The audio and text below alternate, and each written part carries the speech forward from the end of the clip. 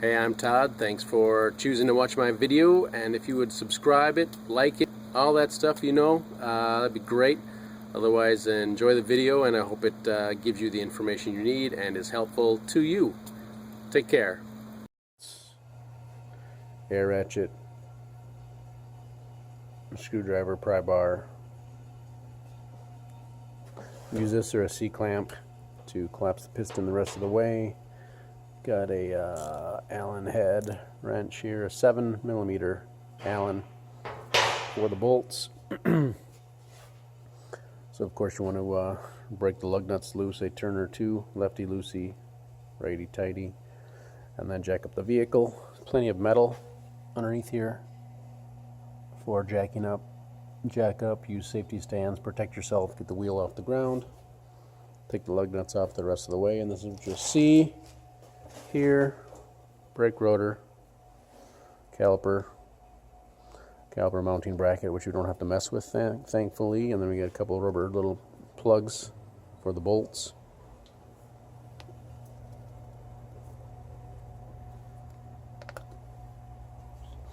In there is our 7mm bolts.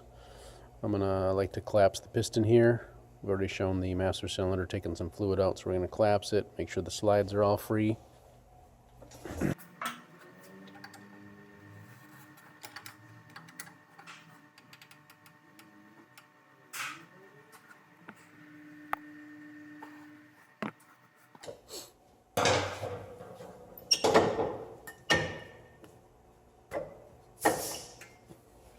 See, the slides are good, and we can take the caliper off.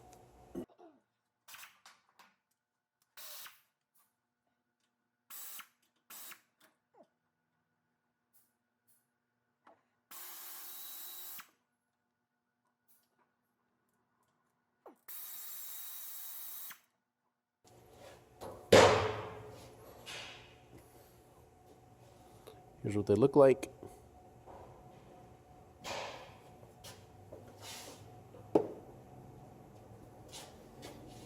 If they have a lot of gunk on them, you can clean them up. Otherwise, we'll just maybe put a little lubricant on them. We're going to slide them back in.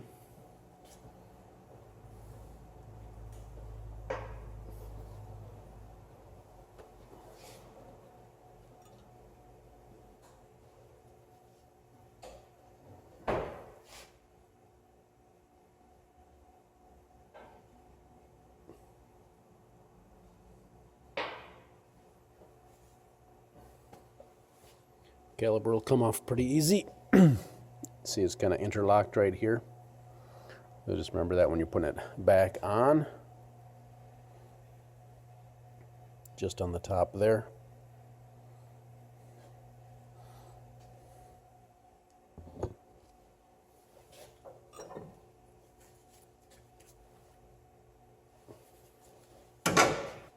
And the rotor will slide off. If it doesn't slide off, you can tap it with a hammer usually here and knock it off. Then you get your rotor machined or replaced. And we're going to replace it.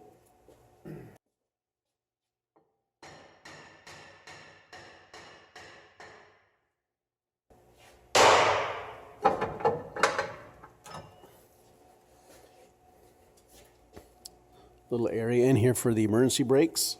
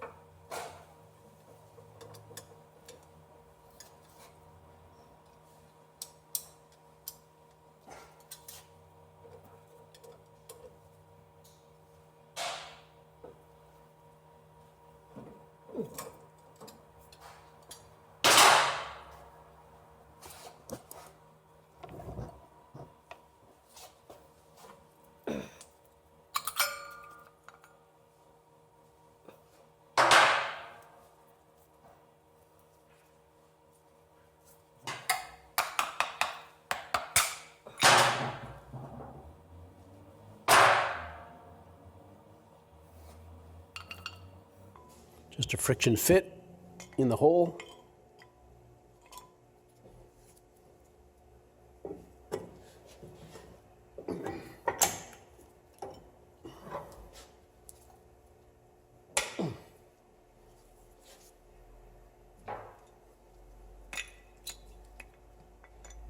It's going to drop into place here.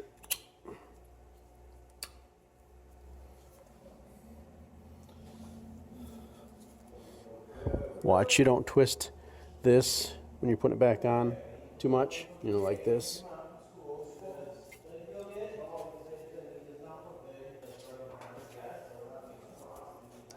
Just use a little bit of lubricant on the edges here.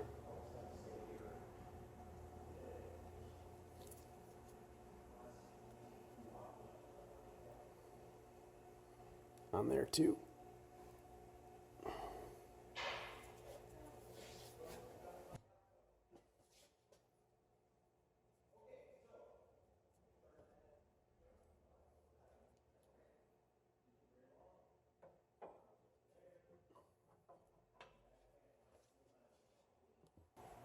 Right back on. We'll put our 2 bolts in, tighten them down,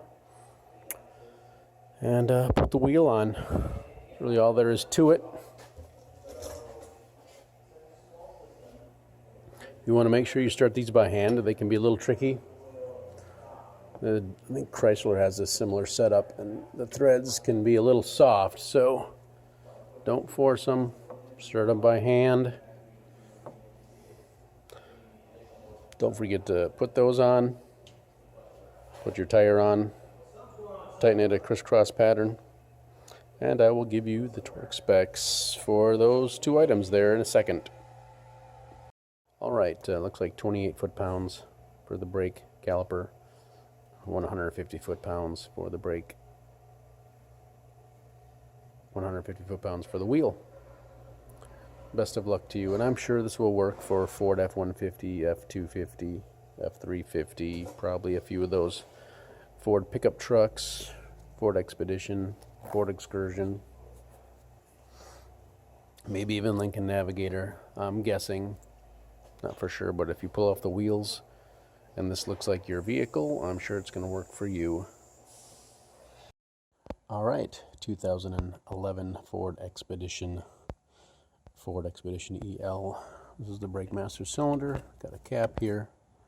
Twists on and twists off. Pretty basic. Let's see. Got some words on it. Warning. .3 brake fluid. Has a maximum and a minimum on it.